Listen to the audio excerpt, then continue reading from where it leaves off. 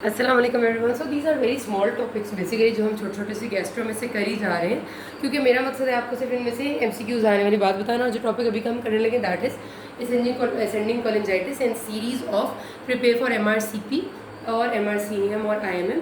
तो ascending cholangitis आपने जिस तरह पढ़ा हुआ है, नाम भी बता रहे हैं असेंडिंग मतलब ऊपर, और कोलिंजाइटिस मतलब कुछ ऐसा काम है जो गॉल ब्लैडर और लिवर से मुताल्लिका है, और आइटिस का मतलब है इन्फ्लेमेशन है। तो इन्फ्लेमेटरी बिलरी ट्रैक्ट डिजीज़ जो कि बेसिकली इन्फेक्शन से हो रही है, ठीक है। कोई इन्फेक्शन हुआ है जो असेंड कर गया है बिलरी ट्रैक से गॉल ब्लैडर तक, ठीक है, और उसकी वजह से गॉल ब्लैडर में भी इन्फ्लेमेशन हो गई है। तो इन्फेक्शन बिलरी ट्रैक का असेंड करके गॉल ब्लैडर तक पहुंच के उसको भी इन्फ्लेम करते हैं, उसको असेंडिंग कोलिंजाइटिस कहते हैं। ये क्यों आता है एमसीक्यू में बहुत ज़्यादा, उन्हें पसंद बहुत ज़्यादा। अभी तक हमारे बचपन से लेकर अब तक भी वो शार्कोट स्ट्राइड से बाहर नहीं निकले।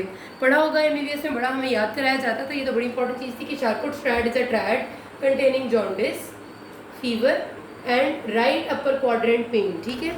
ये तीन चीज़ों का ट्रायड होता है, jaundice, fever and right upper quadrant pain, जिसमें से आपके पास जब एमसीक्यू देते हैं तो वो नॉर्मली एक यंग बंदा देते हैं। 25 ईयर्स ओल्ड पेशेंट आपके पास आया है with the complain of fever, बल्कि ये भी नहीं कहते, with the complain of right upper quadrant pen very severe in intensity.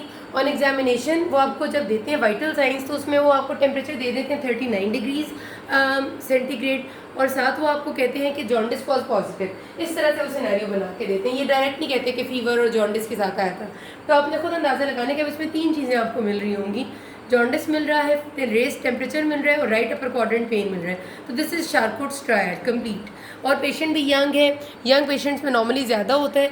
Most common cause इसमें इन्फेक्शन का जो वो लिखते हैं वो ई कोलाई है, ये एमसीक्यू में आता होता है। अब वो जब आपको सिनेरियो बनाते हैं आगे वो पूछते हैं कि given the likely diagnosis which will be the most common positive organism, तो ई कोलाई है।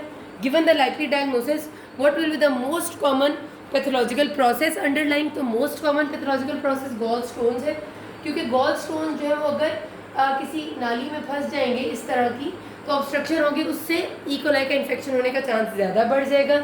डायलेशन हो जाएगी गॉल आपकी बाइल डक्ट की, और डायलिटेशन ऑफ बाइल डक्ट में जब स्टेसिस रहेगा बाइल का तो उसमें जरासीम पैदा हो जाएंगे, ठीक है। दूसरा एमसीक्यू ये पूछते हैं, तीसरा वो सिंपल पूछते हैं कि what is the most likely diagnosis.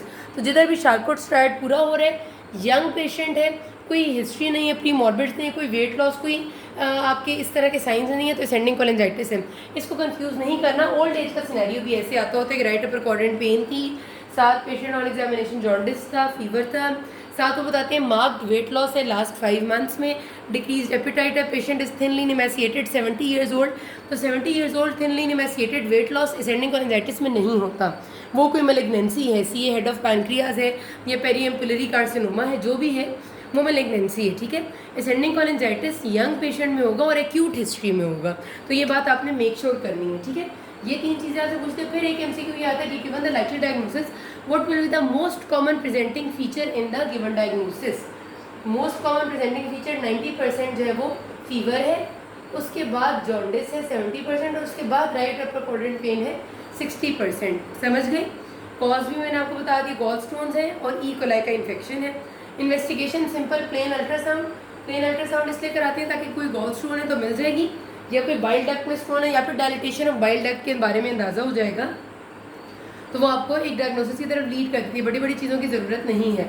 और इसकी मैनेजमेंट में आईवी एंटीबायोटिक्स देते हैं, और उसके साथ आपने अगर स्टोन है तो ERCP, endoscopic retrograde cholangiopancreatogram. ERCP is a process जिसके ज़रिए आप बाहर से ही कैमरे वाला एक रिट्रीवल एरिया लेके जाते हैं और स्टोन रिट्रीव कर लेते हैं, ठीक है। तो ERCP करते हैं अगर स्टोन है, वरना आईवी एंटीबायोटिक्स फर्स्ट लाइन है।